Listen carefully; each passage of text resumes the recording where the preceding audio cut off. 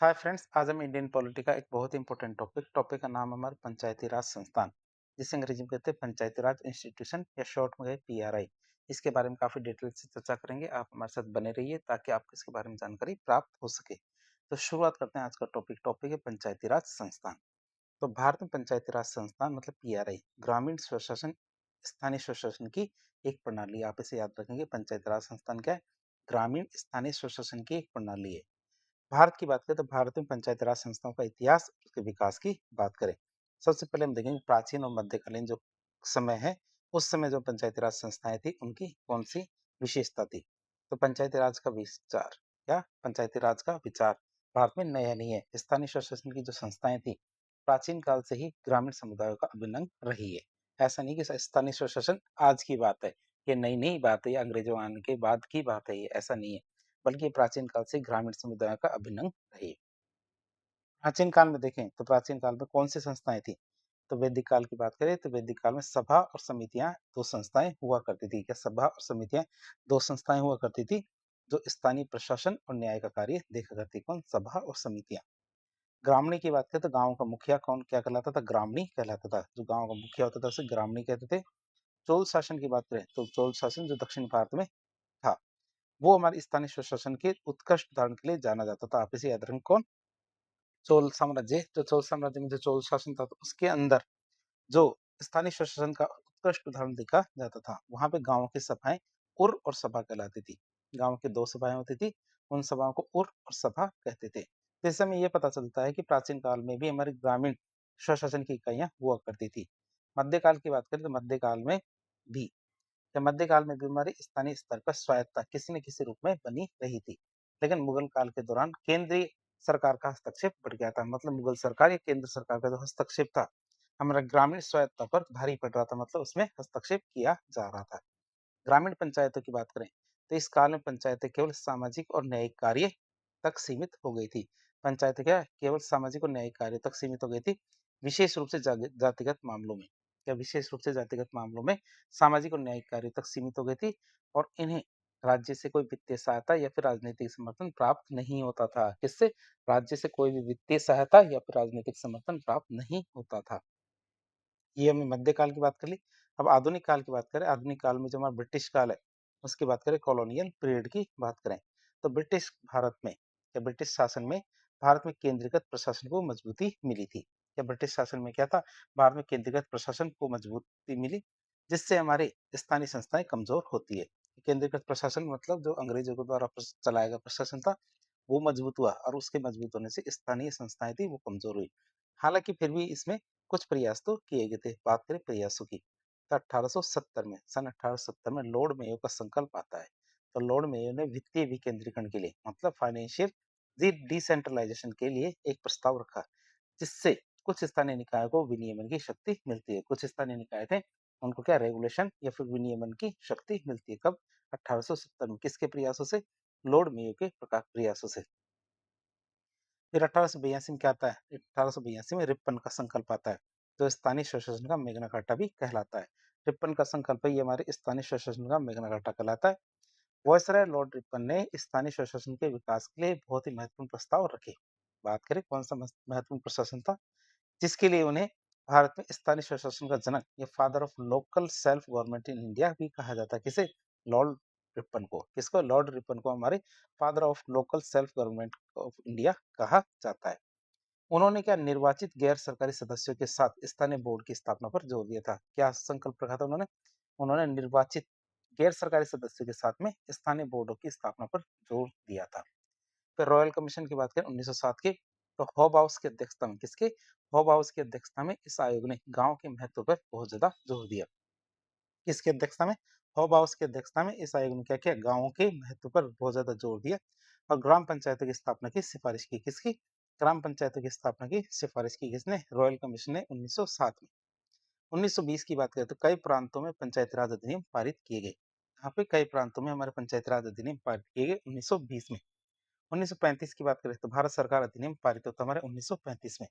और इस अधिनियम ने क्या किया? प्रांतीय स्वायत्ता प्रदान की।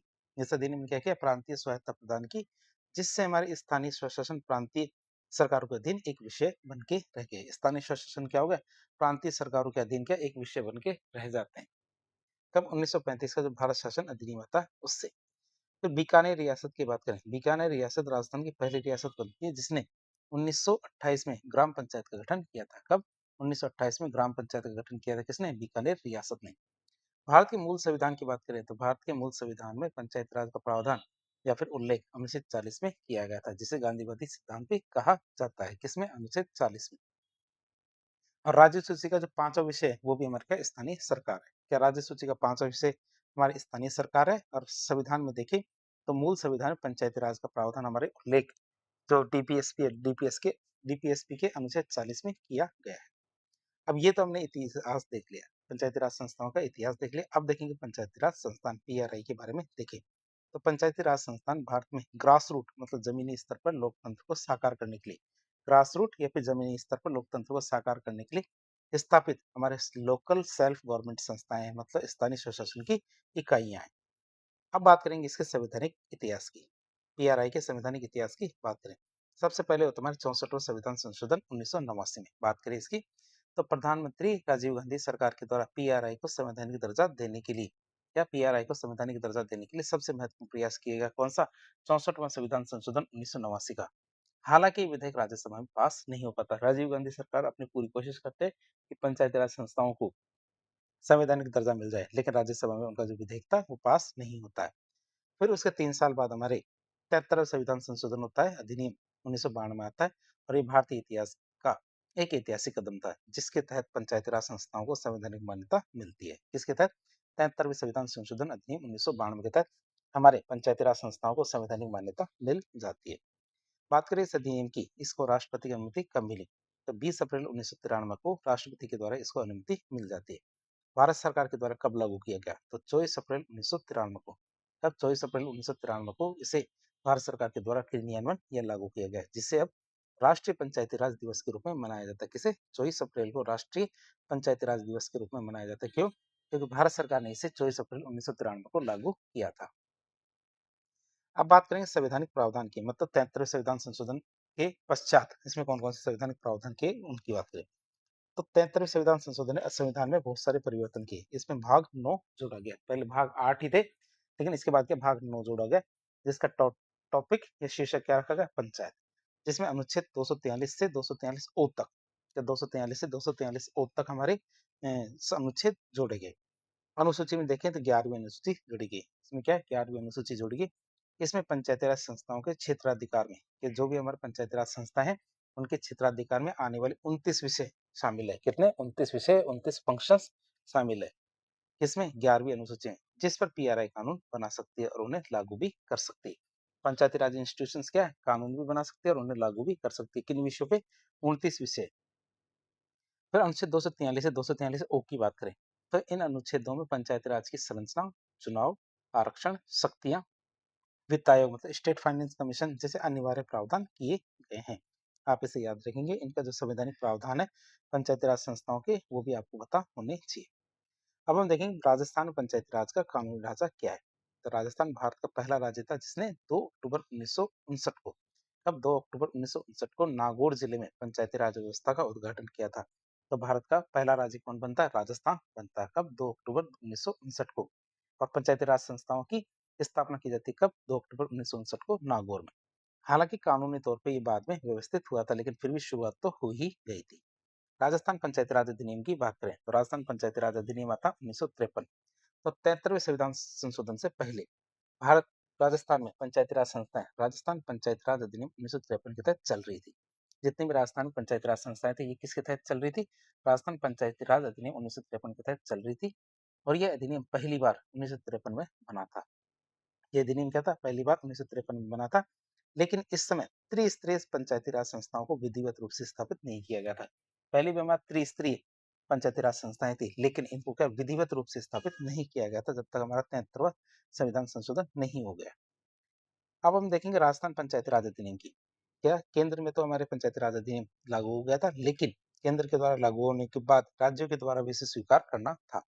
तो राजस्थान पंचायती राज अधिनियम आता 1994 में। तो 73वें संविधान संशोधन को लागू करने के लिए राजस्थान सरकार ने भी यह अधिनियम लागू किया। बात करें राजस्थान सरकार के लागू करने की तिथि की, तो 23 अप्रैल 1994। तो आप इसे देख सकते हैं कि हमारे 24 अप्रैल 1993 को हमारे भारत सरकार ने इसे लागू किया था 24 अप्रैल को, और सभी राज्य सरकारों को कहा था कि आप इसे 1 साल के भीतर-भीतर या 1 साल के भीतर-भीतर अपने-अपने राज्य में से लागू करें। तो राजस्थान सरकार सबसे ज़्यादा खास रही, क्यों? क्योंकि 1 साल होने से सिर्फ 1 दिन पहले, या 1 साल होने से सिर्फ 1 दिन पहले, क्यों? क्योंकि डेडलाइन दी गई थी हमारी 24 अप्रैल 1994। तो राजस्थान सरकार ने क्या किया, 23 अप्रैल 1994 को इसे लागू कर दिया। तो यह अधिनियम 73वें संविधान संशोधन के प्रावधानों को राज्य में लागू करने के लिए लाया गया था, ताकि राजस्थान में ये प्रावधान लागू हो सके। बात करें राजस्थान की, तो राजस्थान में पंचायती राज के लिए कौन-कौन सी समितियां बनी थी, उनकी बात करें। इस संविधान संशोधन से पहले कि राजस्थान में पंचायती राज के लिए कौन-कौन सी समितियां बनी थी, उनकी बात करें। तो राजस्थान में पंचायती राज व्यवस्था को मजबूत करने के लिए, या राजस्थान में पंचायती राज व्यवस्था को मजबूत करने के लिए, उसकी संरचना और कार्यप्रणाली को सुधारने के लिए, क्या पंचायती राज व्यवस्था को मजबूत करने के लिए, उनकी संरचना कार्यप्रणाली को सुधारने के लिए समय समय पर बहुत सारी समितियों का गठन किया था। बात करें, कई बार परीक्षाओं में आ जाता है कि केंद्र के द्वारा बनाई गई समितियां तो हमने देख ली, लेकिन राज्य के द्वारा बनाई गई कौन कौन सी समितियां, उनकी बात करें। जैसे हमारे हरिश्चंद्र शर्मा समिति बनी थी, कौन सी? हरिश्चंद्र शर्मा समिति बनी थी 1963 में। बात करें इनकी अनुशंसा क्या थी, तो पंचायती राज व्यवस्था की कार्यप्रणाली की समीक्षा करने के लिए आवश्यक सुधारों पर इन्होंने सुझाव दिया था, या पंचायती राज की राज्य व्यवस्था की जो कार्यप्रणाली है उसकी समीक्षा करने के लिए और आवश्यक सुधारों पर इन्होंने अपना सुझाव दिया था। किसने? हरिश्चंद्र शर्मा समिति। फिर सादे के लिए समिति की बात करें, ये 1964 में बनती है। कब? 1964 में बनती है। पंचायती राज संस्थाओं को और अधिक मजबूत और प्रभावी बनाने के जो उपाय है उन पर केंद्रित थी हमारी सादे के लिए समिति, जो 1964 में बनी थी। अगली समिति आती है हमारी 1973 की गिरधारी लाल व्यास समिति, 1973 में बनती है। पंचायती राज संस्थाओं की वित्तीय स्थिति और प्रशासनिक ढांचे के पुनर्गठन पे इन्होंने बहुत ही महत्वपूर्ण सुझाव दिए थे। इन्होंने हमारी गिरधारी लाल व्यास समिति ने 1973 में जो बनी थी। हरलाल सिंह खर्रा समिति की बात करें, 1990 में बनती है। तो ग्रामीण विकास की योजनाओं के क्रियान्वयन में पंचायत राज की जो भूमिका है उसकी समीक्षा करने के लिए हमारी हरलाल सिंह खर्रा समिति बनी थी। फिर गुलाब चंद कटारिया समिति की बात करें 2009 में, तो 2010 में पंचायती राज संस्थाओं को 5 विषयों का हस्तांतरण करने की अनुशंसा की थी कि भैया अगले अगले साल उन्होंने, समिति तो 2009 में बनी थी और 2010 में उनकी रिपोर्ट आई थी। 2010 में उन्होंने कहा था कि पंचायती राज संस्थाओं को कम से कम 5 विषयों का हस्तांतरण किया जाए, जिससे उन्हें अधिक कार्यात्मक शक्तियां मिल सके। वीएस व्यास समिति की बात करें, जिसका गठन हमारे 2010 में किया गया था। इन्होंने क्या कहा था? ग्राम सचिवालय की स्थापना की अनुशंसा की थी। किसकी? ग्राम सचिवालय की स्थापना की अनुशंसा की थी। और इसका उद्देश्य क्या था? इसका उद्देश्य पंचायत स्तर पर प्रशासनिक दक्षता और पारदर्शिता बढ़ाना था। क्या? उनका उद्देश्य पंचायत स्तर पर प्रशासनिक दक्षता और पारदर्शिता बढ़ाना इनका उद्देश्य था। तो इस तरह में राज्य सरकार या राजस्थान सरकार के द्वारा पंचायती राज विकास की, पंचायती राज संस्थाओं के विकास की लिए जो समिति बनाई गई थी उनके नाम देख लिए। पहली हमारी हरिश्चंद्र शर्मा समिति 1963 की, दूसरी सादी के लिए समिति 1964 की, तीसरी गिरधारी लाल व्यास समिति 1973, चौथी हमारी हरलाल सिंह खर्रा समिति 1990, पांचवी हमारी गुलाब चंद कटारी समिति 2009 और छठी हमारी बी एस व्यास समिति 2010। अब हम आगे देखेंगे पंचायती राज संस्थाओं के संवैधानिक प्रावधानों के बारे में, मतलब अनुच्छेद 243 से लेकर 243 ओ तक के सभी प्रावधानों के बारे में देखेंगे। तो भारतीय संविधान का भाग 9 पंचायत, क्या भाग 9 में क्या बताया गया? पंचायतों के बारे में बताया गया है। तो भाग 9 पंचायत, पंचायती राज संस्थाओं मतलब पीआरआई के अनिवार्य और विवेकाधीन प्रावधानों को निर्धारित करता है। तो भाग 9 क्या करता है? पंचायती राज संस्थाओं के अनिवार्य और जो विवेकाधीन प्रावधान है उन सब के बारे में बताता है। और ये प्रावधान के हमारे 243 से 243 ओ तक बताए गए हैं। कहाँ से कहाँ तक? 243 से 243 ओ तक बताए गए। अब हम देखेंगे अनुच्छेद 243 ए, जिसमें हमारे ग्राम सभा के बारे में बताया गया है। किसके बारे में बताया गया है? ग्राम सभा के बारे में बताया गया है। तो ये अनुच्छेद ग्राम सभा के गठन और शक्तियों का प्रावधान करता है। ये अनुच्छेद क्या करता है? हमारे ग्राम सभा के गठन और शक्तियों का प्रावधान करता है। प्रावधान की बात करें तो ग्राम सभा का प्रावधान भारतीय संविधान के अनुच्छेद 243 ए में किया गया है। बात करें ग्राम सभा के सदस्यों की, तो ग्राम सभा, ग्राम पंचायत के जो भी पंजीकृत मतदाता होंगे वो सब के सब ग्राम सभा के सदस्य होंगे। ध्यान रखना 18 साल से ऊपर के, और हमारी चुनाव प्रणाली के अंदर जो पंजीकृत मतदाता है 18 साल से ऊपर के जो भी पंजीकृत हो, तो वे सब के सब सदस्य क्या होंगे? हमारे ग्राम सभा के होंगे।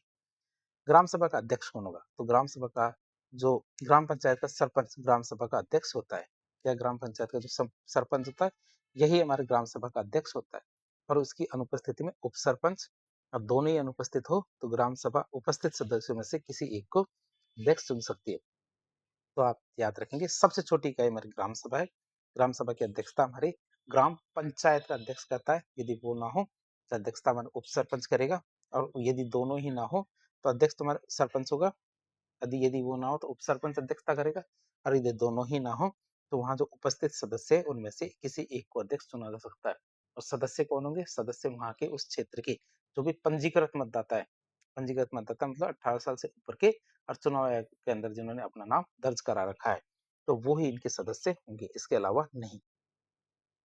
फिर बात करें ग्राम सभा की बैठकों के बारे में। ग्राम सभा की बैठकों के बारे में देखें तो संविधान के अनुसार क्या बताया गया कि वर्ष में 2 बार ग्राम सभा की बैठक बुलाना अनिवार्य है। वर्ष में क्या 2 बार ग्राम सभा की बैठक बुलाना अनिवार्य है। लेकिन राजस्थान सरकार ने इसको बढ़ा दिया। कैसे? कि पंचायती राज अधिनियम, क्या राजस्थान पंचायती राज अधिनियम 1994 के अनुसार देखिए, तो राजस्थान में वर्ष में 4 बैठकें बुलाना अनिवार्य। कितने? 4 बैठकें बुलाना अनिवार्य। एक तो 15 अगस्त, एक 26 जनवरी, एक 2 अक्टूबर और एक 1 मई। ये 4 दिन है हमारे कौन कौन से? 15 अगस्त आजादी का दिन, 26 जनवरी हमारे गणतंत्र दिवस का दिन, 2 अक्टूबर हमारी गांधी जयंती, और हमारे 1 मई मजदूर दिवस। तो इस तरह से हम देख सकते हैं 4 दिन हमारे राजस्थान में तय किए गए हैं, तो हमारे ग्राम सभा की बैठक बुलाना अनिवार्य है।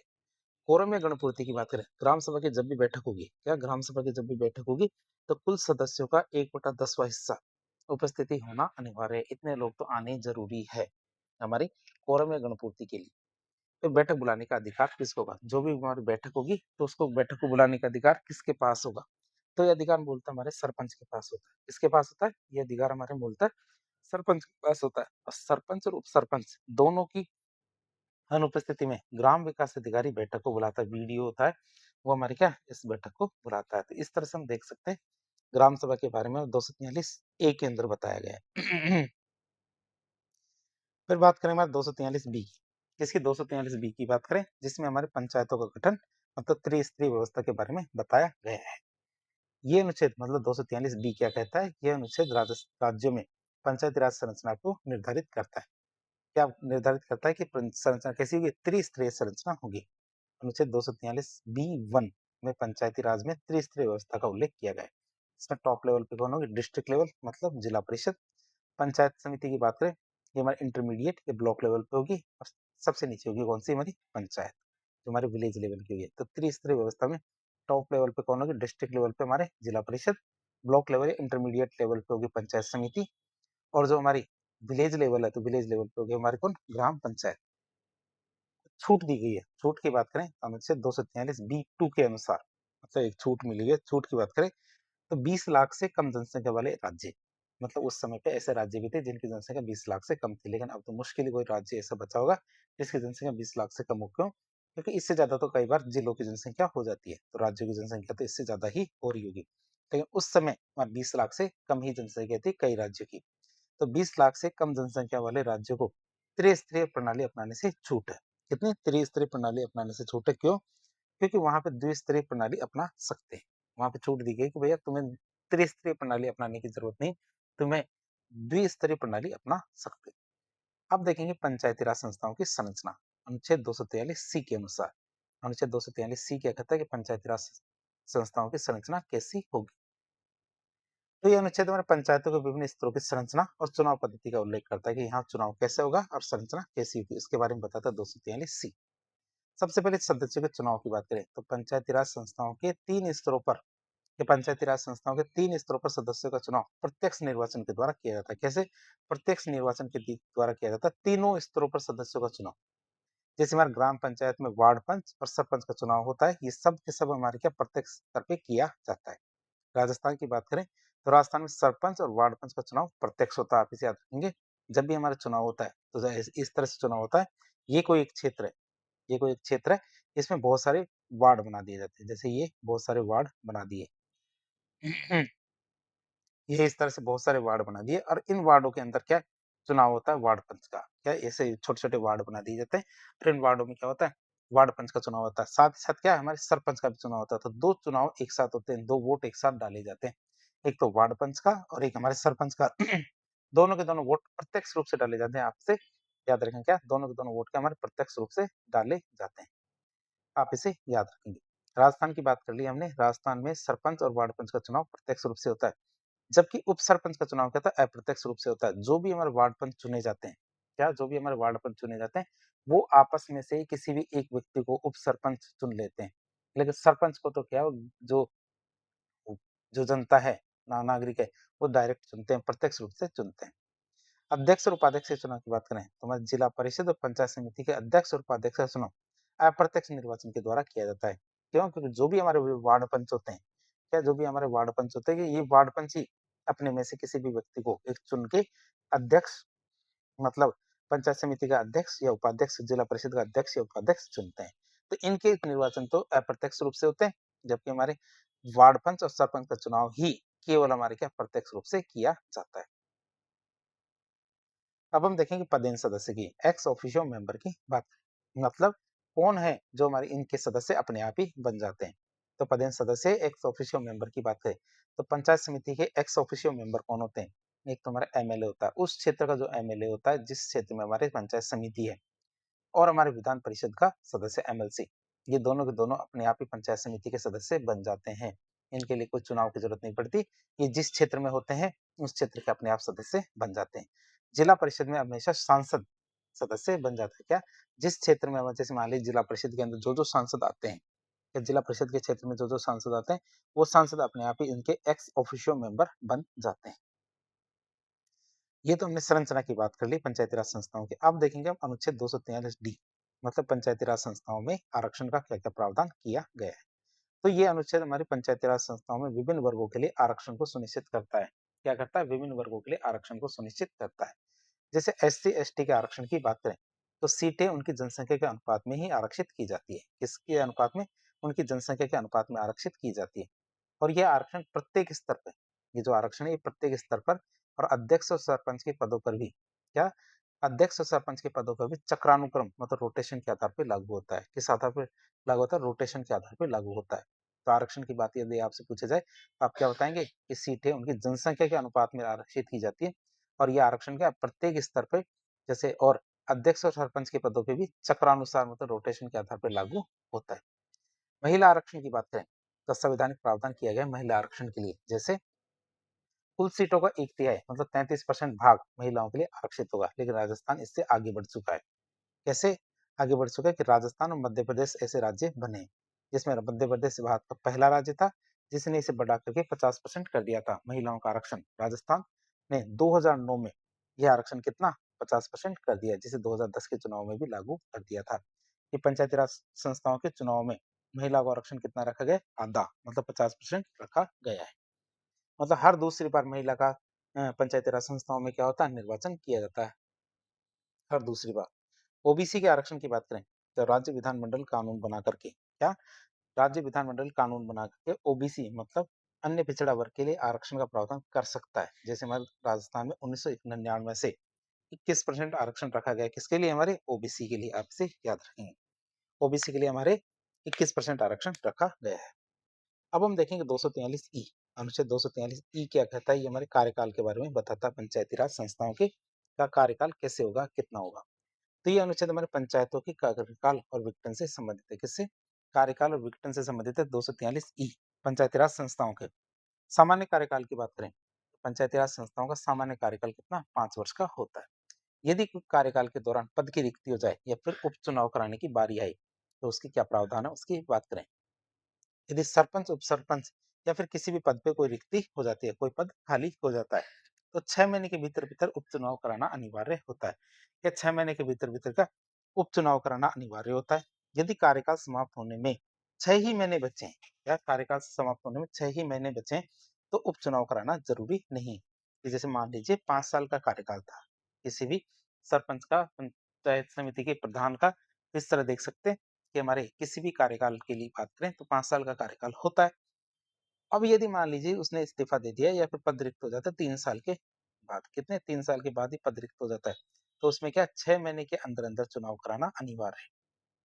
यदि मान लीजिए 4.5 साल का समय हो गया है, क्या 4.5 साल का समय हो गया है और केवल 6 महीने ही बचे हैं उसका कार्यकाल खत्म होने में, और पद रिक्त हो जाता है, पद रिक्त हो जाता है तो अगले चुनाव के समय होंगे हमारे उपचुनाव, उसमें नहीं होंगे।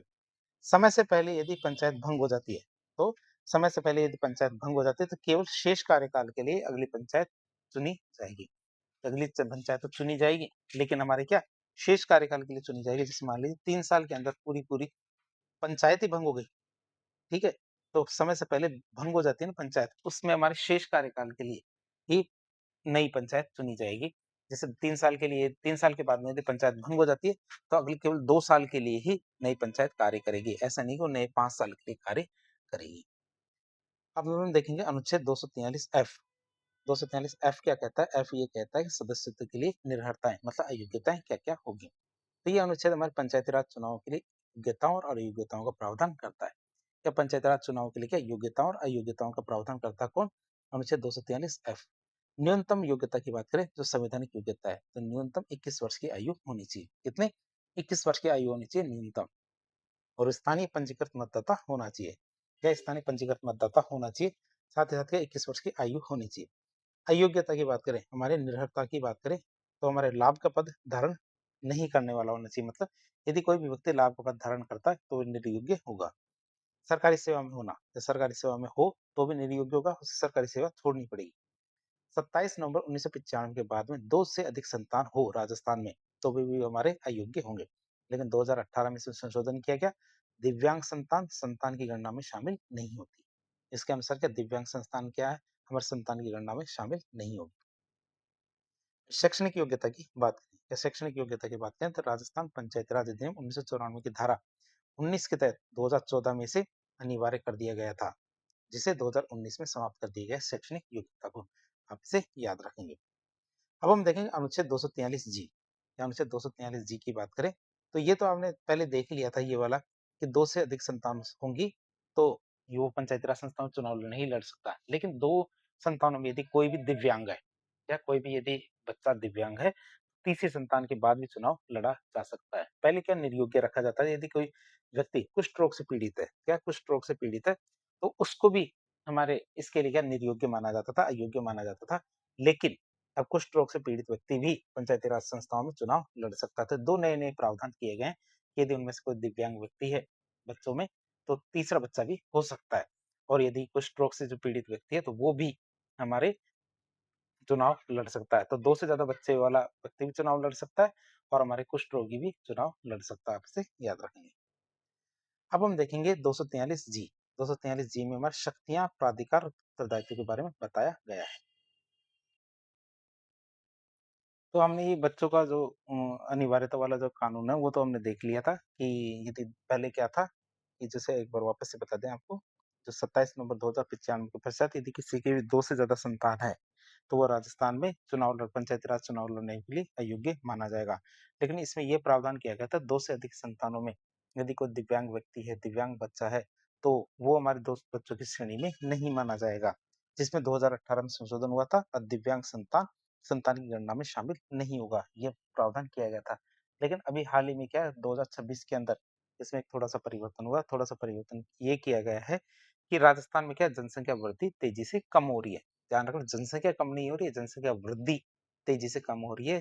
पहले जब ये प्रावधान आया था तब जनसंख्या वृद्धि 3 पॉइंट या साढ़े 3% 3.1 या 3.5 के आसपास चल रही थी प्रति वर्ष। लेकिन वर्तमान में ये 2.1 के आसपास ही आ गई है। इसीलिए इस वाले प्रावधान को हटा दिया गया है कि किसी भी व्यक्ति के 2 से अधिक संतान है, तो वो भी पंचायती राज संस्थाओं के चुनाव लड़ सकता है। हमारे जो कुष्ठ रोग है, तो कुष्ठ रोग से पीड़ित व्यक्ति है, उसको भी चुनाव का अधिकार दिया गया है। तो दोनों के दोनों अधिकार अभी हाल ही में जोड़े गए हैं। तो ये वाला प्रावधान अब नहीं है कि 2 से अधिक संतानों वाला या 2 से अधिक संतानों वाला भी चुनाव लड़ सकता है। अब हम देखेंगे अनुच्छेद 243 जी। 243 जी क्या कहता है? शक्तियाँ, प्राधिकार, उत्तरदायित्व के बारे में बताता है। तो ये अनुच्छेद हमारे राज्य विधानमंडलों को कानून के द्वारा पंचायतों को ये अनुच्छेद क्या करता है? हमारे राज्य विधानमंडलों को कानून के द्वारा पंचायतों को ऐसी शक्तियां और अधिकार देने का प्रावधान करता है जो इन्हें स्वशासन की इस संस्थाओं के रूप में कार्य करने के में सक्षम बनाए। कि ये अनुच्छेद क्या करता है? हमारे राज्य विधानमंडलों को कानून द्वारा पंचायतों को ऐसी शक्तियां और अधिकार देने का प्रावधान करता है जो उन्हें क्या स्वशासन की संस्थाओं के रूप में काम करने में सक्षम बनाएगी। और इसमें मुख्य रूप से 11वीं अनुसूची में सूचीबद्ध 29 विषयों पर कितने 29 विषयों पर आर्थिक विकास और सामाजिक न्याय की योजनाएं तैयार करना और उन्हें लागू करना शामिल है। कितने विषय? 29 विषय। कई बार परीक्षाओं में 29 विषय आ जाते हैं। पहला विषय हमारे कौन सा? कृषि, कृषि विस्तार सहित। कृषि, कृषि विस्तार सहित क्यों? क्योंकि गाँवों के अंदर पहला काम क्या होता है? खेती करना।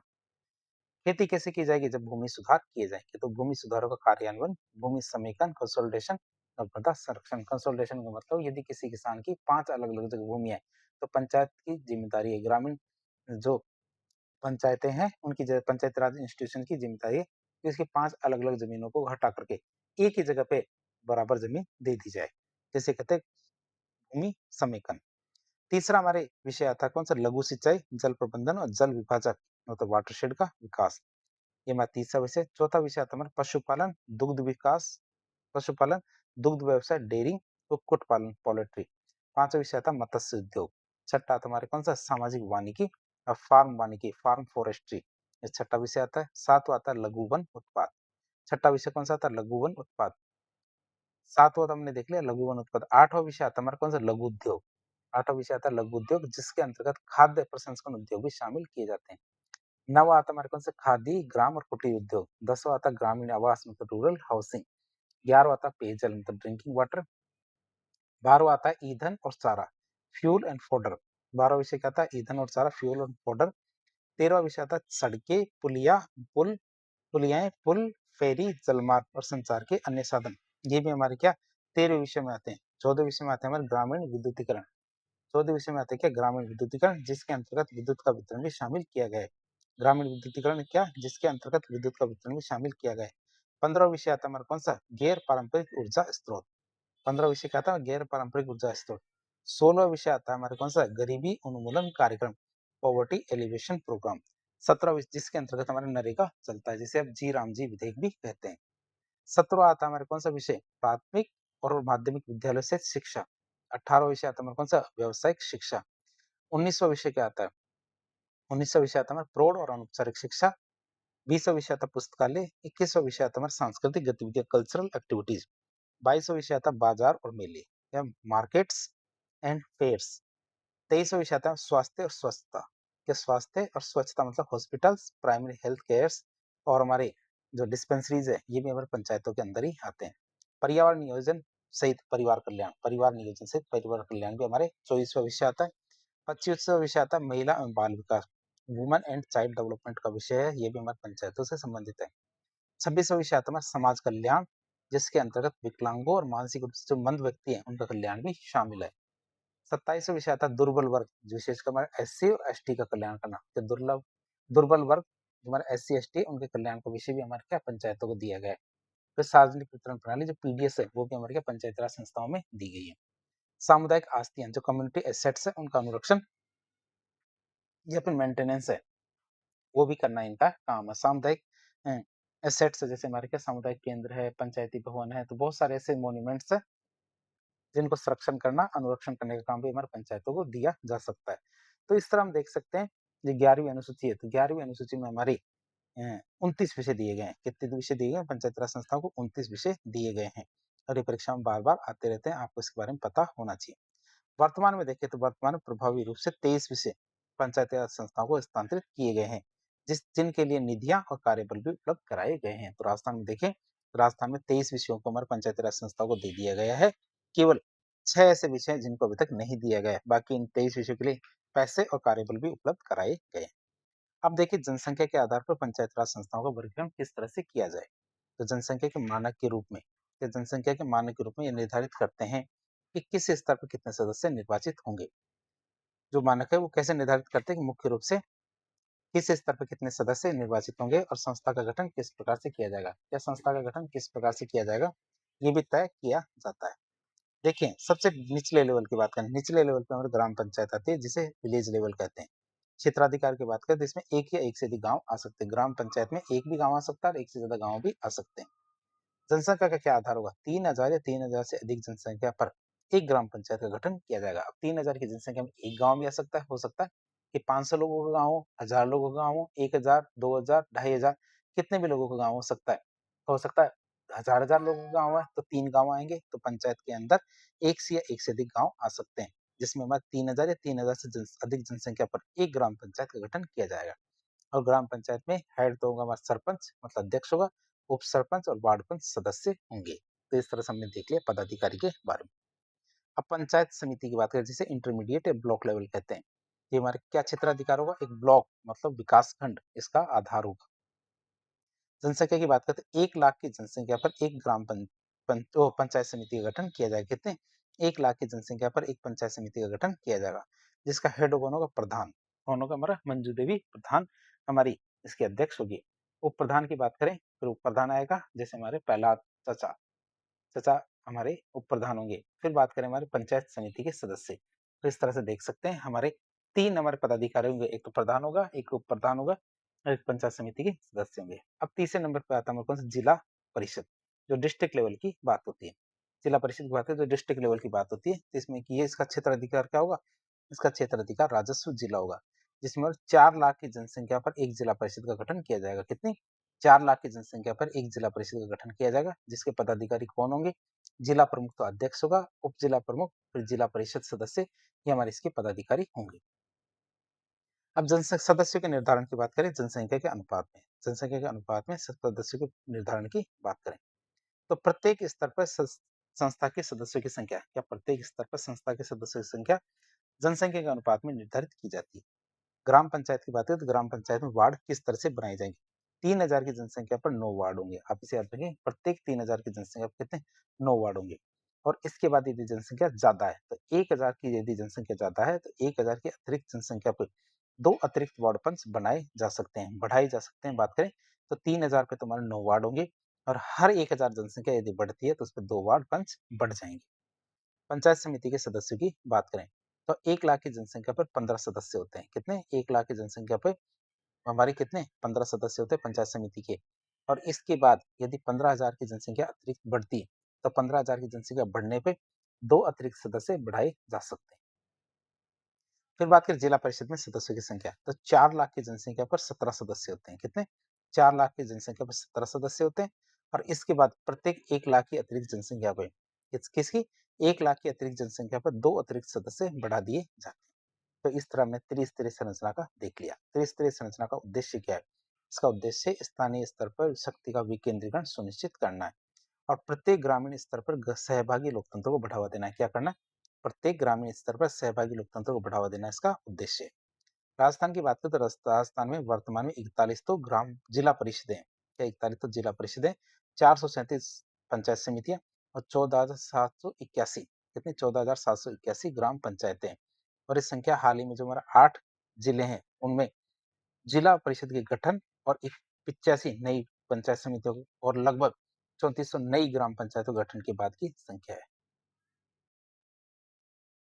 अब हम देखेंगे पंचायती राज संस्थाओं के काम की बात, फंक्शंस की बात करेंगे। फंक्शंस पंचायती राज संस्थाओं के क्या है? क्यों? क्योंकि ये इससे पहले हमने जो देखी थी, जिला परिषद, पंचायत समितियां और ग्राम पंचायत, इनकी संख्या तो बदलती रहती है। क्यों? क्योंकि समय समय पे राज्य सरकार इनकी संख्याओं में परिवर्तन करती रहती है, घटा भी सकती है और बढ़ा भी सकती है। आप इसे याद रखेंगे। अब हम देखेंगे पंचायती राज संस्थाओं के कार्यों के बारे में। पंचायती राज संस्थाओं के 2 मुख्य कार्य हैं। पहला कार्य हमारे सामाजिक न्याय और आर्थिक विकास के लिए कार्यक्रम बनाना। क्या? सामाजिक न्याय और आर्थिक विकास के लिए कार्यक्रम बनाना पहला कार्य है। दूसरा कार्य आता है सामाजिक न्याय और आर्थिक विकास के लिए कार्यक्रमों का क्रियान्वयन करना। पहले तो कार्यक्रम बनाना और फिर उन कार्यक्रमों का क्रियान्वयन करना। अब हम देखेंगे पंचायती राज संस्थाओं के संवैधानिक प्रावधानों की बात। तो पंचायती राज संस्थाओं को 73वें संविधान संशोधन अधिनियम के द्वारा संवैधानिक दर्जा दिया गया। ये हमने पहले ही देख लिया था। इसका उद्देश्य क्या है? गाँव में सामाजिक न्याय और आर्थिक विकास को सुनिश्चित करना है। तो कार्यों में देखिए, पहला कार्य क्या है? कार्य और वित्तीय स्रोत की बात करें, तो इनका मुख्य कार्य और प्रावधान की बात करें तो सामाजिक न्याय और आर्थिक विकास के लिए कार्यक्रम बनाना और बने हुए कार्यक्रमों का क्रियान्वयन करना, ये हमने देख लिया मुख्य कार्य। वित्तीय स्रोत की बात करें, पैसे कहाँ से आएंगे? तो अनुच्छेद 243 एच में पंचायती राज संस्थाओं के लिए कर लगाने की शक्ति का उल्लेख किया गया है। किसमें? 243 एच में हमारे इस जल कर, पथ कर, मेलों पर कर, तो इस तरह के कर लगाने की शक्ति दी गई है। किसके तहत? अनुच्छेद 243 एच के तहत पंचायती राज संस्थाओं को कर लगाने की शक्ति दी गई है। और इसका निर्धारण कौन करेगा? राज्य विधानमंडल के द्वारा किया जाता है कि पंचायत राज संस्थाएं कौन कौन से कर लगा सकती है। इस संवैधानिक निकाय और उनके प्रावधानों की बात करें तो संवैधानिक निकाय कौन कौन से हमारे पंचायती राज संस्थाओं के अंतर्गत? 243 आई, इसके अंतर्गत हमारे राज्य वित्त आयोग का गठन के प्रावधान किए गए हैं। तो स्टेट फाइनेंस कमीशन ने एसएफसी के प्रावधान के बारे में बताया गया है। नियुक्ति की बात करेंगे तो अध्यक्ष और सदस्य की नियुक्ति, मतलब राज्य वित्त आयोग के अध्यक्ष और सदस्य की नियुक्ति राज्यपाल के द्वारा की जाती है। कार्य क्या करेंगे? तो राज्य सरकार से पंचायती राज संस्थाओं को राजस्व हस्तांतरण और राज्य की जो संचित निधि है उससे अनुदान की सिफारिश करना इनका कार्य है। खास बात क्या है, एसएफसी मतलब राज्य वित्त आयोग की सलाह राज्य सरकार के लिए बाध्यकारी नहीं होती है, आप इसे याद रखेंगे। लेकिन फिर भी एक चीज होती है, यदि इनकी सलाह नहीं मानी जाती तो फिर भी क्या एक नैतिक बाध्यकारी होती है, बाध्यता होती है कि कारण बताना होता है कि इनकी सलाह क्यों नहीं मानी गई। लेकिन इनकी जो सलाह होती है ये बाध्यकारी राज्य सरकार के लिए नहीं होती है। फिर लेखा परीक्षा की बात करें, अंकेक्षण की बात करें जिसे ऑडिट कहते हैं, तो हमारे लेखा परीक्षा, अंकेक्षण या ऑडिट की बात करें तो पंचायती राज संस्थाओं के खातों के अंकेक्षण या जांच का निर्धारण राज्य विधानमंडल के द्वारा किया जाता है कि इनकी जांच होगी या नहीं, और होगी तो किसकी होगी। तो इसका अंकेक्षण या फिर लेखा परीक्षा हमारे 243 जे के अंतर्गत सीएजी के द्वारा की जाती है, लेकिन राज्य विधानमंडल तय करता है उसके बाद। 243 के की बात करें तो राज्य निर्वाचन आयोग, स्टेट इलेक्शन कमीशन एसईसी का प्रावधान नंबर 243 के में किया गया है। तो पंचायती राज संस्थाओं के चुनाव के संचालन के लिए ये प्रावधान किए गए हैं, जिसका उल्लेख हमारे नगरीय निकायों के संदर्भ में हमें देखें तो 243 जेड ए में किया गया है। मतलब पंचायतों की बात करें तो पंचायतों में 243 के, और हमारे नगरीय निकायों की बात करें नगर निगम की तो उनमें हमारे 243 जेड ए में हमारे जो राज्य निर्वाचन आयोग का उल्लेख किया गया है। वैसे हमारे क्या राज्य वित्त आयोग है, उसमें हमारे पंचायतों के लिए तो 243 आई, और जो हमारे नगरीय निकाय है तो नगरीय निकायों के लिए हमारे क्या होता है 243 बाई। ये प्रावधान है जो हमारे संवैधानिक प्रावधान संस्थाओं के किए गए हैं। अब हम देखेंगे विविध संवैधानिक प्रावधान है उनकी बात करें तो 243 एल क्या कहता है। 243 एल कहता है संघ राज्य क्षेत्रों में क्रियान्वयन की बात करता है। तो 73वें संविधान संशोधन अधिनियम का केंद्र शासित प्रदेशों में क्रियान्वयन के बारे में बताता है कि हमारे 243 एल क्या करता है कि संघ राज्य क्षेत्र है जो यूनियन टेरिटरी है, उनमें हमारे पंचायत राज संस्थाएं किस तरह से कार्य करेगी उनके बारे में 243 एल में बताया गया है। 243 एम की बात करें तो छूट प्राप्त राज्य और क्षेत्र की बात करें तो कुछ राज्यों और क्षेत्रों को इस अधिनियम से छूट दी गई। क्या कुछ राज्यों और कुछ क्षेत्रों को हमारे इस अधिनियम से छूट दी गई, जैसे हमारे नागालैंड, मेघालय, मिजोरम, मणिपुर का पर्वतीय क्षेत्र, पश्चिम बंगाल के दार्जिलिंग का पर्वतीय क्षेत्र। तो ये हमारे कुछ स्वायत्त क्षेत्र है, क्या ये कुछ स्वायत्त क्षेत्र है, वहां पे हमारी इस अधिनियम से छूट दी गई है। और इन क्षेत्रों के लिए ये कहा जाता है कि इनके जो राज्यपाल है, क्या इनके जो राज्यपाल है तो वो तय करते हैं, जैसे भारत के द्वारा कोई भी अधिनियम इनके लिए क्या कहा जाता है, जैसे नागालैंड, मेघालय, मिजोरम और मणिपुर का पर्वतीय क्षेत्र, पश्चिम बंगाल का जो दार्जिलिंग का पर्वतीय क्षेत्र है, इनमें ये कहा गया है जैसे राष्ट्र जो संसद ने यदि कोई अधिनियम पारित किया है, वो अधिनियम पारित होने के बाद इन क्षेत्रों पे लागू नहीं होता, जब तक कि हमारे क्या क्या राज्यपाल ये अनुमोदित नहीं कर देता, क्या राज्यपाल ये अनुमोदित नहीं कर देता कि यहाँ पे ये चीजें लागू होगी।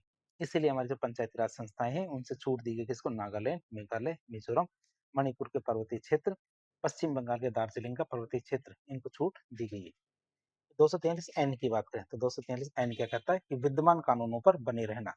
तो अधिनियम लागू होने के बाद भी विद्यमान कानूनों के तहत पंचायत बनी रहेगी, जैसे पहले से जो कानून बने हुए हैं उन्हीं के अनुसार पंचायती राज संस्थाएं चालू रहेगी। 243 ओ में क्या बताया गया, न्यायालय का हस्तक्षेप वर्जित किया गया है। इस मामले में क्या न्यायालय का हस्तक्षेप वर्जित किया गया है। पंचायती राज संस्थाओं के चुनाव संबंधी जो भी मामले होंगे, क्या पंचायती राज संस्थाओं में चुनाव संबंधी मामलों में न्यायालय के हस्तक्षेप को वर्जित किया गया पूरी तरह से, जिसको न्यायालय के हस्तक्षेप को वर्जित किया गया है। अब हम देखेंगे पदाधिकारी को शपथ और त्याग पत्र की प्रक्रिया के बारे में, इनको त्याग पत्र कौन दिलाएगा, शपथ कौन दिलाएगा, इसकी बात करें तो पंचायती राज संस्थाओं के विभिन्न स्तरों पर, क्या पंचायती राज संस्थाओं के विभिन्न स्तरों, जिला, खंड, फिर पंचायत समिति या फिर ग्राम, तो इन स्तरों पर पदाधिकारी की शपथ और त्याग पत्र की प्रक्रिया क्या है, कि मतलब कौन किसको शपथ दिलाएगा और कौन किसको त्याग पत्र दे सकता है। तो शपथ दिलाने वाले अधिकारी की बात करें तो मुख्य अधिकारी कौन होंगे, तो जिला स्तर की बात करें तो जिला प्रमुख, उप जिला प्रमुख और जिला परिषद के सदस्य। खंड स्तर पे कौन होंगे हमारे, प्रधान, उप प्रधान और पंचायत समिति के सदस्य। और ग्राम स्तर पे कौन होंगे, सरपंच, उप सरपंच और वार्ड पंच। अब शपथ कौन दिलाएगा, जिला स्तर पे तुम्हारा जिला कलेक्टर दिलाएगा, इसको जिला प्रमुख को, उप जिला प्रमुख को, जिला परिषद के सदस्य को हमारे शपथ कौन दिलाएगा, जिला कलेक्टर। खंड स्तर की बात करें तो खंड स्तर पर हमारे प्रधान, उप प्रधान और पंचायत समिति के सदस्य, इनके पदाधिकारी होते हैं, उनको शपथ कौन दिलाता है, एसडीओ मतलब उपखंड अधिकारी।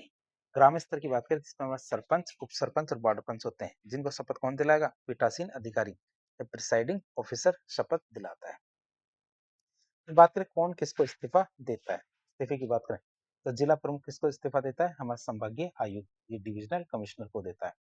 अब जिला प्रमुख को कौन इस्तीफा देता है, जिला प्रमुख को इस्तीफा देते हैं 3 लोग, कौन कौन, हमारे उप जिला प्रमुख, जिला परिषद के सदस्य और प्रधान। आप इसे याद रखें, तो उप जिला प्रमुख, जिला परिषद के सदस्य और प्रधान, ये तीनों हमारे किसको, जिला प्रमुख को इस्तीफा देते हैं। फिर हमारे प्रधान को कौन इस्तीफा देता है? या प्रधान को इस्तीफा देने का काम होता है हमारे किसका? उप प्रधान का और पंचायत समिति के सदस्य का। प्रधान, उप प्रधान को और हमारे पंचायत समिति के सदस्य, ये दोनों मिलकर हमारे प्रधान को इस्तीफा देते हैं। और बीडीओ की बात करें तो बीडीओ को कौन इस्तीफा देता है? बीडीओ की बात करें तो हमारे सरपंच, उप सरपंच और वार्ड पंच, ये तीनों अपना इस्तीफा किसे दे सकते हैं? बीडीओ मतलब खंड विकास अधिकारी को अपना इस्तीफा देते हैं। अब बात करें पंचायती राज अधिनियम 1994 की कुछ धाराएं जो खास से कई बार परीक्षा में आ जाती है, तो आपको इसके बारे में पता होना चाहिए कौन कौन सी धाराएं। तो यह अधिनियम हमारे राजस्थान में त्रिस्तरीय पंचायती राज व्यवस्था को वैधानिक आधार प्रदान करता है। बात करें अधिनियम की धाराओं की, तो धारा नंबर तीन वार्ड सभा के बारे में बताती है। धारा नंबर 8 है ग्राम सभा के बारे में बताती है। धारा 7 और 8 ई ये हमारे वार्ड सभा और ग्राम सभा के कार्य के बारे में बताते हैं। वार्ड सभा और ग्राम सभा के कार्य के बारे में बताते हैं। धारा 9, 10 और 11 ये हमारी ग्राम पंचायत, पंचायत समिति और जिला परिषद के बारे में बताता है, मतलब संस्थाओं का उल्लेख करता है। धारा 9, 10 और 11 तीनों के बारे में, ग्राम पंचायत, पंचायत समिति और जिला परिषद। धारा 12, 13, 14 ये हमारे क्रम से ग्राम पंचायत, पंचायत समिति और जिला परिषद के गठन का बात करता है। इसके एक गठन किस तरह से किया जाएगा, धारा 12, 13, 14 में बताया गया है। धारा 18 सी की बात करते हैं मतदान के अधिकार के बारे में बताता है। 19 की बात करें तो योग्यता के बारे में बताता है कि वार्ड पंच, सरपंच की योग्यताएं क्या होगी। इस्तीफे की बात करता है धारा 36, मतलब त्यागपत्र इस्तीफे की बात करता है धारा 36। धारा 37 की बात करें, ये हमारे अविश्वास प्रस्ताव की बात करते हैं, नो कॉन्फिडेंस मोशन की बात करते हैं। धारा 38 की बात करते हैं निष्कासन, मतलब पद से हटाने की बात करता है। धारा 48 हमारे कोरम, ये गणपूर्ति की बात करता है, मतलब बैठक के लिए न्यूनतम कितनी संख्या होनी चाहिए इसके बारे में बताता है। धारा 50 हमारे पंचायती राज संस्थाओं के कार्य के बारे में बताता है। धारा 79 हमारे खंड विकास अधिकारी जो बीडीओ होता है, ब्लॉक डेवलपमेंट ऑफिसर, इसके बारे में बताता है। धारा 82 हमारे मुख्य कार्यकारी अधिकारी जो सीईओ है, उसके बारे में बताता है, जो जिला परिषद में बैठता है। धारा 89 हमारी ग्राम विकास अधिकारी जो बीडीओ है, विलेज डेवलपमेंट ऑफिसर, उसके बारे में बताता है। धारा 117 क्या बताता है, न्यायालय के हस्तक्षेप का वर्जन, मतलब चुनाव संबंधी मामलों में न्यायालय हस्तक्षेप नहीं करेगा, इसके बारे में बताती है धारा 117। धारा 118 राज्य वित्त आयोग के बारे में बताता है, 243 आई और वाई। धारा 119 और 120 की बात करें तो राज्य निर्वाचन आयोग, मतलब प्राथमिकता है धारा 120 को, ये दोनों आ जाती है तो ये हमारे 243 के और जेड ए में इसका प्रावधान किया गया है।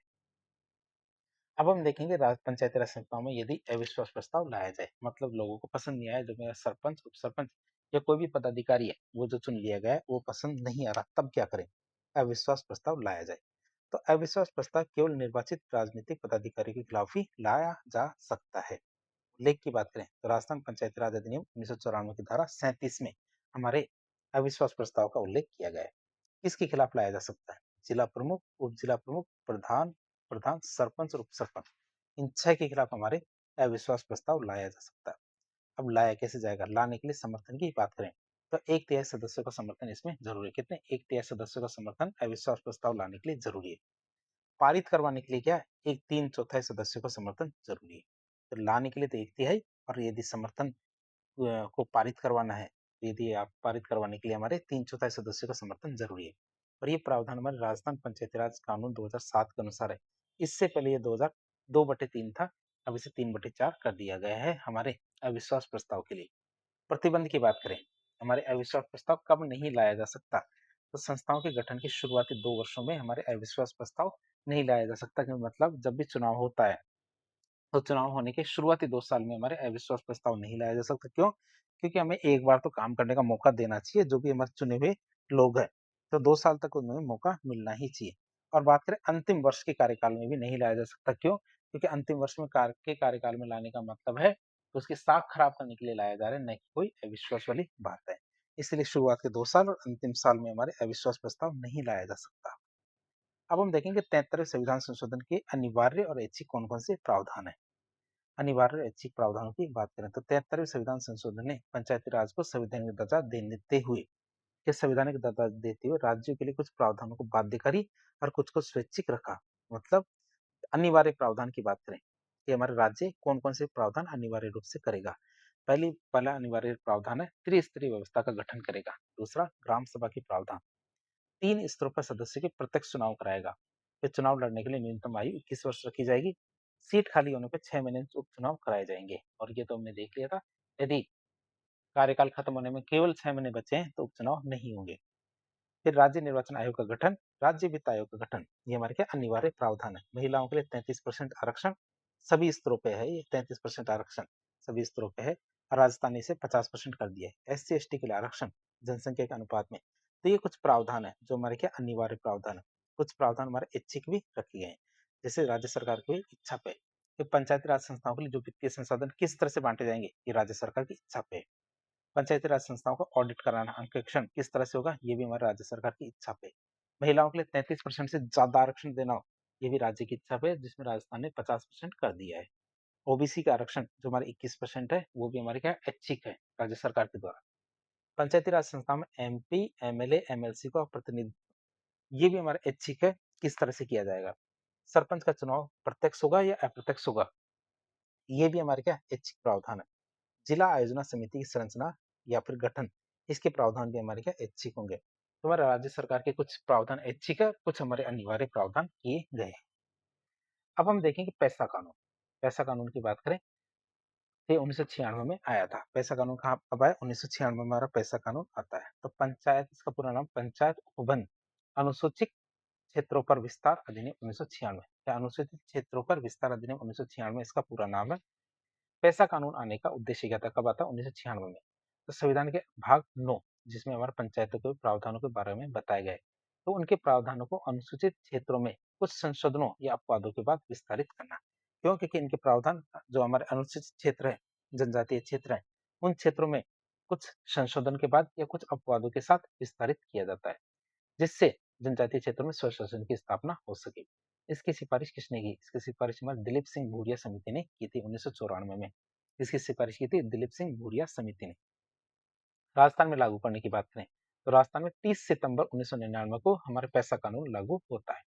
राजस्थान के कौन कौन से जिले जहाँ पे हमारे पैसा कानून लागू है, तो हमारे उदयपुर, डूंगरपुर, बांसवाड़ा, प्रतापगढ़, सिरोही का जो आबू क्षेत्र है, ये हमारे क्या क्षेत्र है जहाँ पे हमारा पैसा कानून लागू है। आप इसे याद रखेंगे।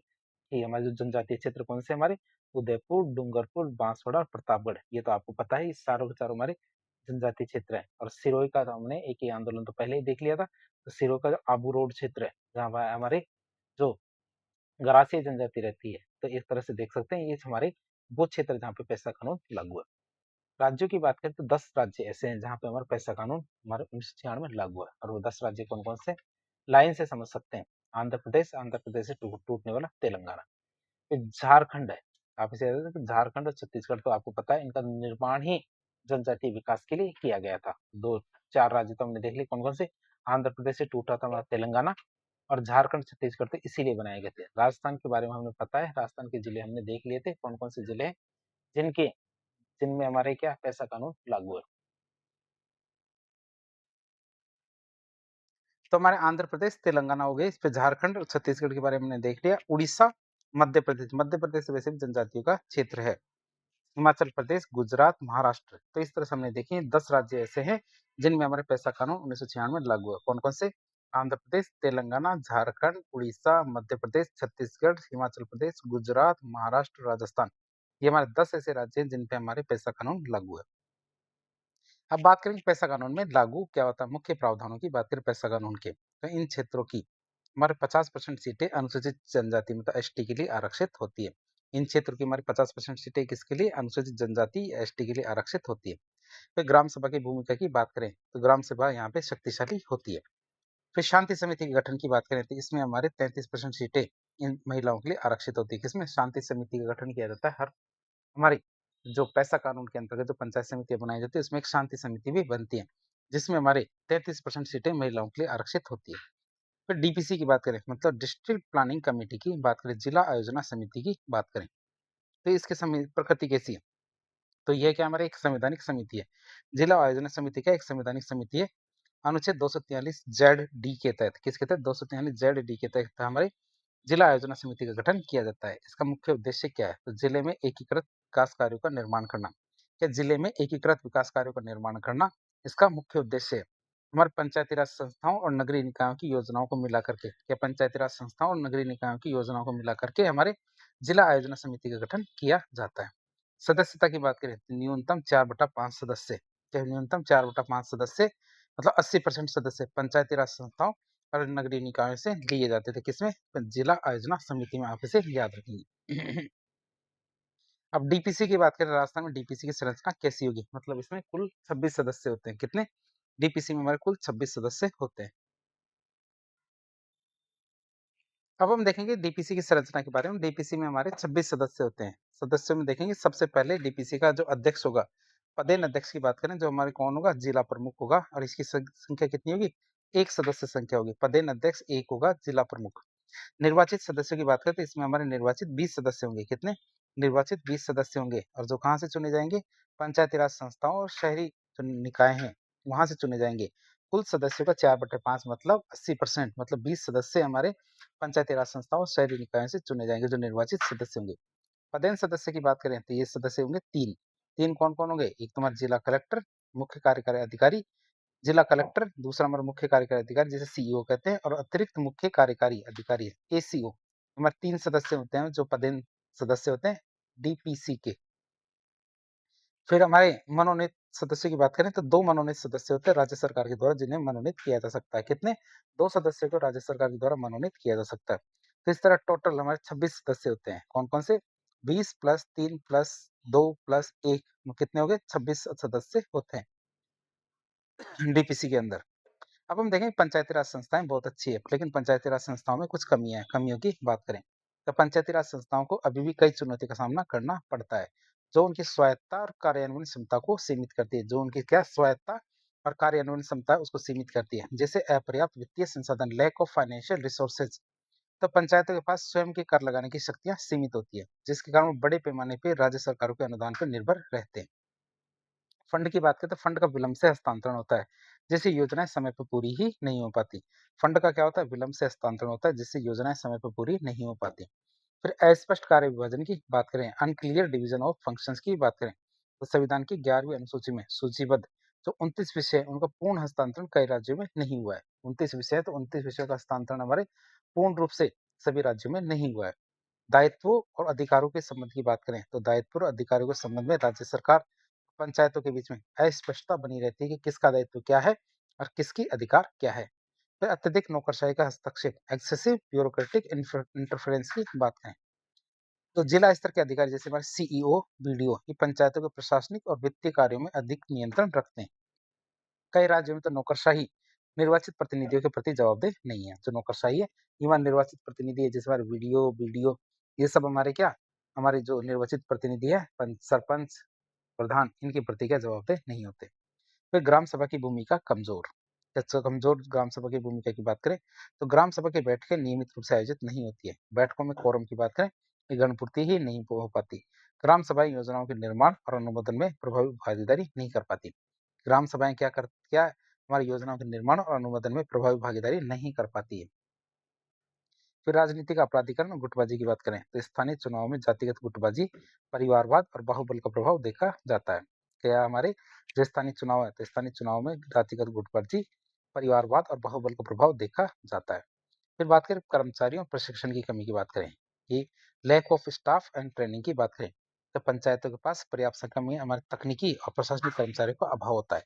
पंचायतों के पास क्या पर्याप्त संख्या में तकनीकी और प्रशासनिक कर्मचारियों का अभाव होता है। चुने हुए प्रतिनिधि, विशेषकर हमारी महिलाएं, उनको पर्याप्त प्रशिक्षण ही नहीं मिलता। जो हमारे चुने हुए प्रतिनिधि होते हैं, जैसे खासकर महिलाएं, उनको पर्याप्त प्रशिक्षण नहीं मिलता, जिससे उनकी क्षमता प्रभावित होती है। अब हम देखेंगे कि पंचायती राज संस्थाओं में कुछ सुधार किए जा सकते हैं। उन सुधारों की बात करें तो पंचायतों को वास्तविक रूप में सशक्त बनाने के लिए कुछ सुधार करने की जरूरत है। जैसे वित्तीय सुदृढ़ीकरण, मतलब फाइनेंशियल स्ट्रेंथनिंग। इसकी बात करें तो राज्य को राज्य वित्त आयोग की सिफारिशों को बाध्यकारी रूप से लागू करना चाहिए। जो राज्य वित्त आयोग है वो सिफारिशें करते हैं, उनको बाध्यकारी रूप से लागू करना चाहिए। किसको? राज्य सरकारों को।